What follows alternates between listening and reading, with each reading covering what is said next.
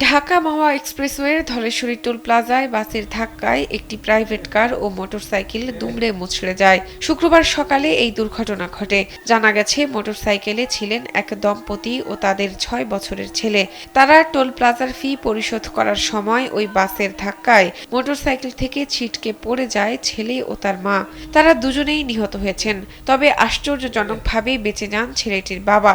তিনি গণমাধ্যমকে জানান, টোল প্লাজার ফি পরিশোধ করার সময় তার সন্তান তাকে বলে, বাবা আমি টাকা দেব। সন্তানের কথা মতো তার হাতে টোল পরিশোধের টাকা দেন তিনি। তবে তার সন্তান টোল আদায়কারীকে টাকা দেওয়ার আগেই বাসটি এসে তাদের ধাক্কা দেয়। জানা যায়, তারা মাদারীপুরের ডাসারে একটি পারিবারিক বিয়ের অনুষ্ঠানে যোগ দিতে যাচ্ছিলেন।